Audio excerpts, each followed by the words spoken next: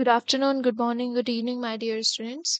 I welcome you all to this particular session in which I will be discussing all the documents which you guys needed or which are required and needs to be submitted at the time of reporting in the college.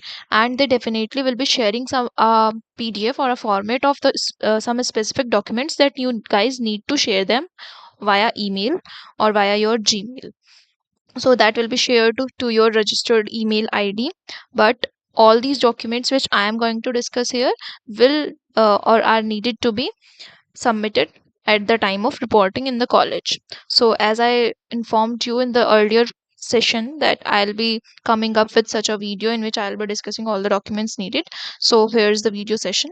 So let's start this session without any further delay. So as you all know that results has already been published, and I have already informed you. I have already classified the ranks for you that uh, if you are getting ranks below 100, then you should prefer BCom LLB or what you need to do from if you are from army category or all India general category. That already has been discussed in another video. I'll provide the link to that session also in the disclaimer of this video, so you can watch that also. Now, what they have given is after the declaration of result of LET 2025, first 125 candidates in order of merit of Indian Army, 5 from Indian Navy and 15 from Indian Air Force category and 30 candidates from All India General category will be called for the first online counseling as already informed by them in the counseling uh, process which they have uh, published or notified on their website. तो ऐसा इन्होंने first counselling में इतने इतने candidates को call करेंगे ये लोग and you guys need to appear first in the G meet session then you need to pay your fee within 48 hours you need to submit the documents which they asked you via Gmail, or they will share that on your Gmail registered email ID. And after that आपको 23rd of जुलाई को report करना होगा in the college along with your documents, and all your documents will get submitted therein. So this is the case. Now what all the things which are all the things are given here that you guys needed. First of all, self attested copies of the certificates to be uploaded along with the online application form. तो ये आपने online application form fill करते वक्त भी ये सब चीज़ें apply किए होंगे. Of course these were the things that you guys were needed to upload at the time of registration also. So you guys need to submit the self attested copies of the certificates there. आपका जो class 10th और class 12th का marksheet होगा वो original submit होगा eight the time of reporting, और उनकी copies भी आपको लेकर जानी है. सेल्फ अटेस्टेड का मतलब होता है कि आपको अपना साइन होना चाहिए उसके ऊपर. That needs to be like this. Self attested should be written over it, and your name should be written over it, or it must have been signed by you. So this is called the self attested copy of the certificates. First of all, the matric certificate showing the date of birth. So आपकी जो date of birth का evidence होता है वो आपका class 10th का certificate, class 10th की marksheet होती है. तो basically your class 10th marksheet is something that they require. Then your class 12th की marksheet. As you all know, class 12th का रिजल्ट्स आ चुके हैं, तो if you guys are from any board तो आप लोगों की क्लास 12th मार्कशीट आ गई होगी. आपको वो सबमिट करनी होगी eight the time of reporting in the college. Then the second thing is Indian Army. If you are from Indian Army or Indian Navy or Indian Air Force category, then you guys must have submitted a kind of certificate which is given over there in the appendix below. आपको वही certificate वापस से वहां पर submit करना होगा eight the time of reporting. ठीक है, ये दिया हुआ है. अगर आपके पेरेंट्स जो हैं, if they are ex-servicemen, or if you are a ward of army personnel who has won gallantry award, then उसका भी एक सर्टिफिकेट नंबर 4 इन्होंने दिया हुआ है अपेंडिक्स में. जब मैंने ब्रोशर डिस्कस किया था, I discussed it at that time. तो वो आपको सबमिट करना होगा. आपने एप्लीकेशन फॉर्म में भी फिल किया होगा. अगर आप गैप ईयर हो, मतलब आपने गैप ईयर लिया था आफ्टर योर 12th, तो आपको गैप ईयर एफिडेविट देना होगा. ये नोटराइज्ड होना चाहिए. आपने जब इसको एप्लीकेशन फॉर्म में सबमिट किया होगा तभी भी आपने नोटराइज्ड कॉपी को सबमिट किया होगा. सो वो कॉपी आपके पास होनी चाहिए. इसको करना क्या था, बेसिकली अपेंडिक्स ये दिया हुआ है इस ब्रोशर में, नीचे पेज नंबर 8 पर इन्होंने दिया हुआ है. उसको आपको डाउनलोड करना था, नोटराइज कराना था. किसी भी एडवोकेट को कोई भी एडवोकेट आपको वो इजीली करके दे सकता है. उसको कराने के बाद आपको ये सबमिट करना है. तो ये गैप ईयर एफिडेविट हो जाएगा. नाउ ये तो हो गई आपकी self attested copies of this of the certificate, they needs to be uploaded along with the online application form. तो ये सब था। अब ओरिजिनल सर्टिफिकेट्स उनको क्या चाहिए, यानी कि what are the original copies that the guys that these guys और दीज पीपल नीड। तो scan copy of your original certificates to be forwarded to the institute by email by 18 June. तो जैसा मैंने आपको बताया, उन्होंने काउंसलिंग प्रोसेस में भी ये नोटिफाई किया है कि via your registered email ID they will be sharing the documents that you guys need to forward them via your email. तो आपका ईमेल से आपको 18 तक अपने जितने भी ओरिजिनल सर्टिफिकेट वो लोग आपको बताएंगे, all the these all are the certificates which are mentioned here, ये पूरी लिस्ट आप रेडी रखना 18 जून तक। अगर आपने अप्लाई किया है, आपकी अच्छी रैंक है, 12 जून को आपकी फाइनल मेरिट लिस्ट में नाम आ गया है, तो 18 जून तक आप अपने सभी डॉक्यूमेंट्स अब रेडी रखना, और इस सब को आपको अपलोड करना है, ईमेल के थ्रू उनको फॉरवर्ड करना है। एंड देन जब आप रिपोर्ट करोगे, eight the time of reporting आपको ये ओरिजिनल और फिजिकल कॉपीज वहां पर डिपॉजिट करनी होगी as per the given information. तो लिस्ट ऑफ डॉक्यूमेंट्स इज, पहला आपका वही मैट्रिक सर्टिफिकेट, और इससे पहले जो मैंने डिस्कस किया है वो आपको अपलोड करना था eight the time of online application form, but ये आपको लेकर भी जाना है अपने साथ, इसकी फिजिकल कॉपी भी लेकर जानी है, यही सब नीचे भी डिस्कस किया हुआ है इन्होंने। तो वो आपने ऑनलाइन एप्लीकेशन फॉर्म में अपलोड किया होगा, अब ये आपको इसकी फिजिकल कॉपी रिपोर्टिंग के टाइम पर लेके जानी है। तो क्लास 10th की मार्कशीट, क्लास 12th की मार्कशीट, कैरेक्टर सर्टिफिकेट और माइग्रेशन, ये दोनों आपके स्कूल से आपको मिले होंगे, तो ये दोनों आपको ओरिजिनल लेकर जाने हैं। Migration is something which is very important, तो आप इसको इसकी कॉपी अपने पास रखिएगा, इट इज़ वेरी इंपॉर्टेंट।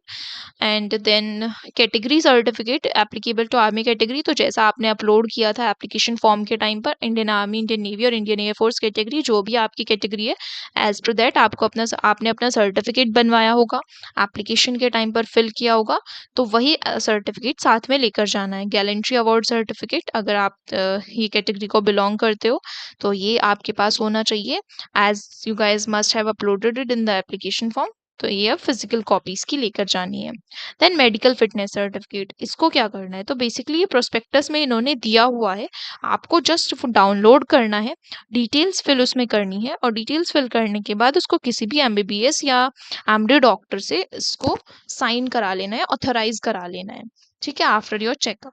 तो this is the medical fitness certificate, let me show you here.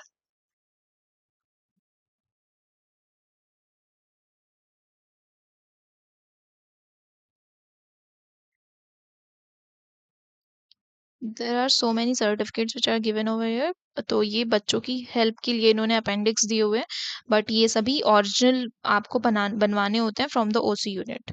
ये विलिंगनेस सर्टिफिकेट है, ये भी आपको सबमिट करना होगा, which shows that you yourself are willing or your parents are allowing you to continue your program of BLLB और BCom LLB in this particular institute। तो इसमें भी आपको यही करना है, अपनी यहाँ पे डिटेल्स फिल करनी है, अपने सिग्नेचर कराने हैं, पेरेंट्स के सिग्नेचर कराने हैं, और बस इसको ऐसे ही सबमिट कर देना है, ये सिंपली ऐसे ही जाएगा, इसको कोई नोटराइज वगैरह नहीं कराना है। Anti ragging undertaking reference number, that I will be discussing later in the video session only, तो वो मैं अभी आपको बताती हूँ। Till then first see this medical certificate which needs to be uploaded is this, आपको sorry which needs to be taken with you. ये यहाँ पे अपनी डिटेल्स फिल करनी है, आपको डिटेल्स फिल करने के बाद एक मेडिकल ऑफिसर से आपको यहाँ पर सील लगवानी है, सिग्नेचर कराना है, और फिर ये ऑथोराइज हो जाएगा। अगर आपको कोई पर्टिकुलर डिजीज है, specific disease, then you guys need to put this here in the box, और जो भी मेडिसिन आपकी उसको आपको उसके लिए चाहिए वो आपको यहाँ लिखना होगा। ये इसलिए चाहिए होता है because in case of emergency they have their medical in the institute also, so that अगर बच्चे को कोई प्रॉब्लम हो जाती है in that situation they can provide the help, इसलिए ये सब चीज़ें फिल करनी होती हैं। तो this is the medical certificate. After this ये एफिडेविट है, और ये एफिडेविट ये है जो कि आपको नोटराइज कराना होगा, और ये इस चीज़ का काइंड ऑफ एविडेंस है दैट आपने पंजाबी अपने क्लास 10th एग्जामिनेशन में पढ़ा है या नहीं पढ़ा है। तो अगर आपने पंजाबी आपका सब्जेक्ट था in your class 10th examination, तो ये सभी कैटेगरीज को एफिडेविट फिल करना होगा, ये भी सबमिट करना है at the time of this reporting. तो इसमें आपको क्या करना है, डिटेल्स फिल करनी है वही। ये जस्ट एक सैंपल है, इसको नोटराइज कराना है 10 रुपीज के स्टैम्प पेपर के ऊपर। कोई भी ऑथ कमिश्नर या एडवोकेट कर देगा इसको। और ये आपने अगर टिक करना है आपको कि आपने पढ़ा है 10th में पंजाबी सब्जेक्ट या नहीं पढ़ा है। तो this is something which you guys need to do. ये गैप ईयर एफिडेविट है, ये आपने सबमिट किया होगा अपने, ये भी नोटराइज होके सबमिट होना था, ये एप्लीकेशन टाइम पर सबमिट करना था। अभी आपके पास इसकी फिजिकल कॉपी होगी, ये लेकर आपको जाना पड़ेगा अगर आप अ, अगर आप ड्रॉपर हैं तो this is the case. Now the next thing is which is given over here in the list.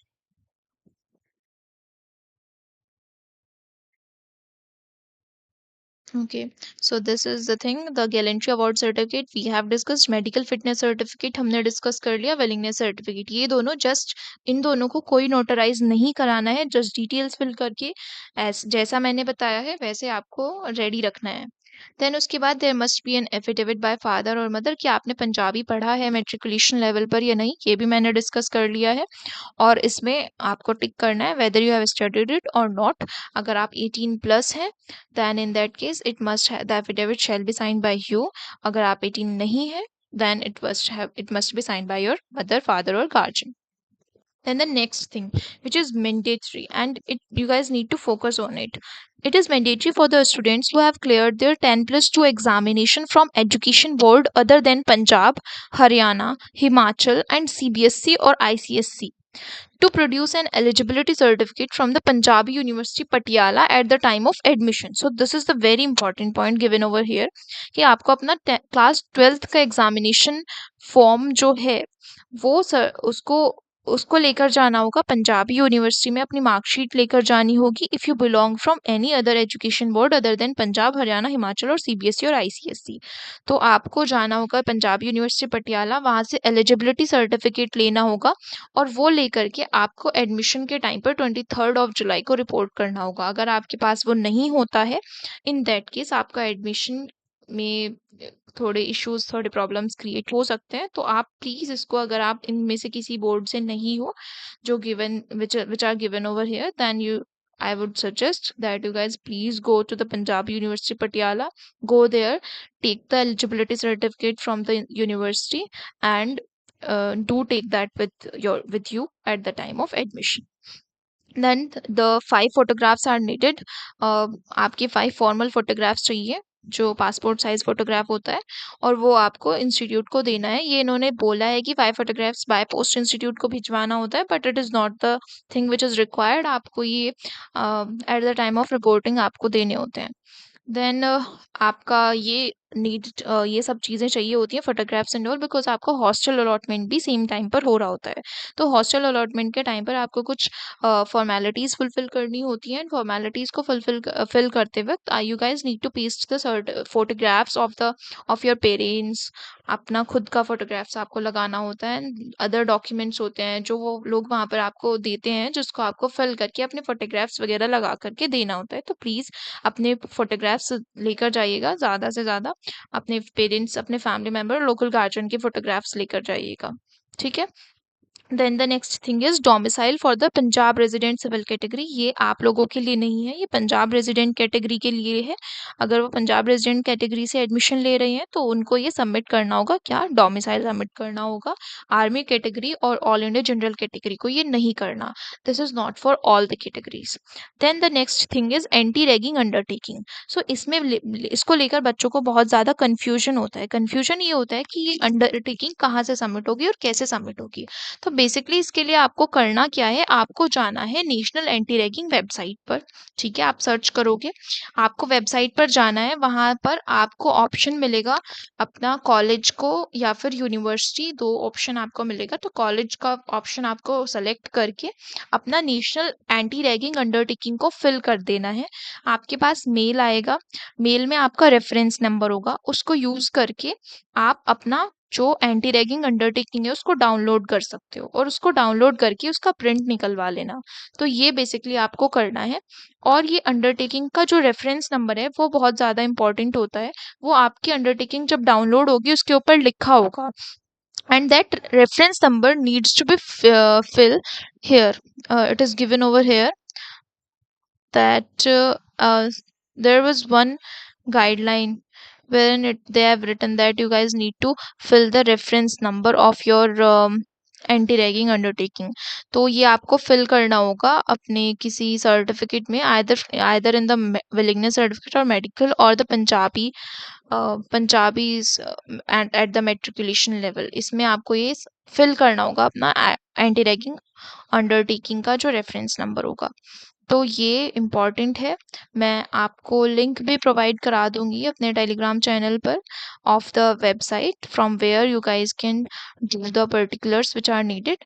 तो बहुत इजी सा स्टेप है, आप उसको खुद कर सकते हो और वो अंडरटेकिंग डाउनलोड हो जाएगी। बस उसको आपको फिर प्रिंट करा के अपने साथ लेकर जाना है, इतना सा काम है। कोई नोटराइजेशन नहीं कराना है, कोई एडवोकेट के पास नहीं जाना है, तो इसके ऊपर कोई नोटरी स्टैंप नहीं लगेगा। वो एक वैलिड डॉक्यूमेंट होता है अगर आपने नेशनल अंडरटेकिंग वेबसाइट से उसको डाउनलोड किया है तो ये आपको करना होता है। Then the another thing which they have added this year is the copy of dependent card or and part 2 order of birth or the discharge book as applicable.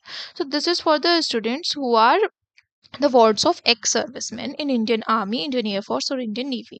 तो अगर आपके पेरेंट्स एक्स सर्विसमैन रहे हैं Indian army, air force और navy में, then आपकी एक dependent card होगा, तो डी कार्ड इसको बोलते हैं, उसकी कॉपी आपको लेकर के जानी है। ठीक है, ये बहुत ज़्यादा मस्ट नहीं होता है for the students, but they are asking at the time of admission, तो आपको लेकर जाना पड़ेगा। आप अपने पेरेंट्स से बोलोगे, वो आपको इसकी कॉपी रेडी करा के दे देंगे, उनको यूनिट से और ज़िला सैनिक बोर्ड से मिल जाती है, तो ये आपको मिल जाएगा। After this part 2 order of birth और डिस्चार्ज बुक एज एप्लीकेबल। तो basically part 2 order of discharge book ये होता है कि इसमें आपके जो पेरेंट्स हैं जो कि एक्स सर्विसमैन हैं, उनके सभी रिकॉर्ड्स होते हैं इसमें। बेसिकली उनकी सैलरी एंड अदर अलाउंसेस वगैरह ये सब रिकॉर्ड्स उसके अंदर होते हैं। मैं आपको सैंपल दिखाती हूँ। This is the sample of part 2 order of this discharge book. तो ये ऐसा आपको दिखाई देता है, इसके अंदर सभी कुछ लिखा होता है, उनके birth medal and all, educational certificate, ये सब उनको ज़िला सैनिक बोर्ड से मिलता है। एज पर माई इंफॉर्मेशन ये उनको इशू कराया जाता है बाय द ज़िला सैनिक बोर्ड। बाकी अदर इन्फॉर्मेशन मुझे नहीं पता है properly, but you guys can refer or you guys can ask your parents, वो आपको बता देंगे। बट ये आपको सबमिट करना है if you are a ward of ex serviceman. ठीक है, तो ये सभी डॉक्यूमेंट्स हैं जो आप लोगों को सबमिट करने हैं।